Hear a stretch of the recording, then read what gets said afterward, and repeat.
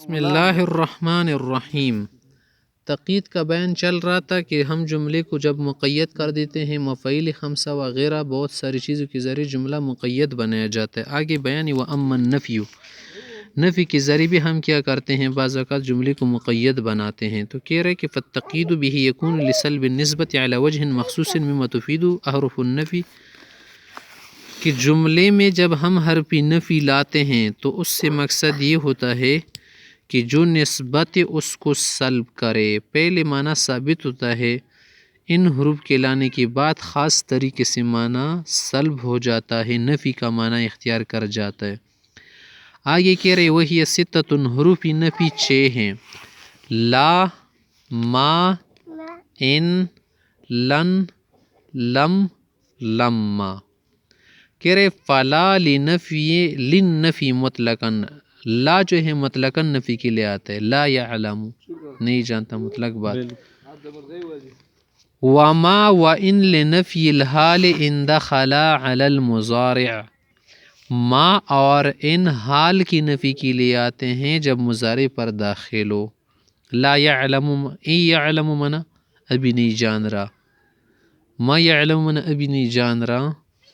ولن لنفی الاستقبال، لن مستقبل کی نفی کے لیے آتا ہے، لن یفعل ہرگز ایسا نہیں کرے گا، لن یعلم ہرگز نہیں سمجھے گا یہ آدمی، لن یفہم کلامی ہرگز میری بات سمجھ نہیں آئے گا، اسے میری بات نہیں سمجھے گا۔ ولما لنفی المزی، لم اور لما مزی کی جو نفی ہے اس کے لیے آتے ہیں، کیسے؟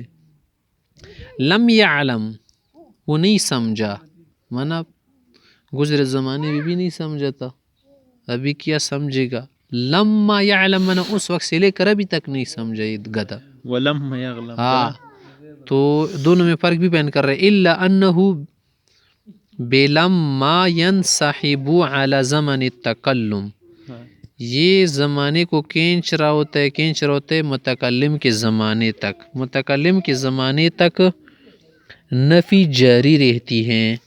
وَيَخْتَصُّ بِالْمُتَوَقِّعِ، عموماً جو لما ہے نا اس کا تعلق کس سے ہوتا ہے؟ متوقع کام سے۔ وَعَلَى هَذَا فَلَا يُقَالُ، اسی وجہ سے یوں نہیں کہا جائے گا لما يقم زید ثم قام، ابھی تک کھڑا نہیں تھا پھر کھڑا ہوا، یہ کیسے ہو سکتے؟ ابھی تک کھڑا نہیں ہوا تھا اب کھڑا ہوا، کون سی ایسی بلا ہوگی کہ ابھی کھڑا ہو گیا؟ ولا، اور نہیں آپ کہہ سکتے کہ لما یجتمع النقیضان، ابھی تک دو متضاد چیزیں جمع نہیں ہوئی۔ کام قلج سے آپ یہ کہہ سکتے ہیں یا کہا جا سکتے ہیں لم یقم ثم قام، کھڑا نہیں تھا لیکن ابھی کھڑا ہوا، صحیح ہے یہ۔ ولم یجتمعا یعنی النقیضان لم یجتمعا، یہ کہنا درست ہے۔ فلما فی النفی تقابل قد فی الاثبات، لما جو ہے نفی میں وہ پیدا دیتا ہے کہ مزید زمانے کو حال تک کھینچ لاتا ہے، جیسے کہ قد جو ہے اثبات والا معنی حال تک کھینچ لاتا ہے۔ وحینئذ یکون منفیا، یا منفی ہے قریب من الحال، اس کا جو منفی ہوگا حال کی قریب ہوگا۔ فلا یصح، یہ کہنا درست نہیں کیا کہ دے لما یجئ محمد فی العام الماضی، یہ کہنا درست نہیں ہوگا۔ لم اور لما میں 5-6 فرق عموماً جو ذکر کی جاتے 3-4 فرق ہے۔ لم بھی حرف جزم میں فعل مضارع کو ماضی منفی کے معنی میں کر دیتا ہے، لما بھی حرف جزم ہے فعل حال کو فعل ماضی کے معنی میں کر دیتا ہے، جیسے لم یضرب کا کیا معنی ہے؟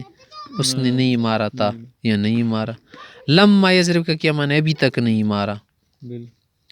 کبھی کبھی دوسرے معنی بھی دے دیتا ہے تو ایک الگ معنی ہوگا۔ لم جو ہے اکثر تو یہی معنی دیتے ہیں کہ پہلے ماضی والا ہو، لیکن کبھی کبھی حال کا معنی دیتے ہیں، وہ بہت کم ہوتے ہیں، جیسے لم یلد ولم یولد، اللہ کے اس وقت بھی بچے نہیں تھے، ابھی بھی نہیں ہیں اور آئندہ بھی نہیں ہوں گے، استمرار وغیرہ کا معنی دی یا حال تک، لیکن یہ بہت کم ہوتا ہے۔ لم کا لفظ اس کے لیے آتا ہے قاعدے کے طور پر۔ تو لم اور لما میں فرق ہے، ایک یہ ہے کہ لم جو ہے حرف شرط کے ساتھ نہیں آتا، لم آتا ہے لما نہیں آتا۔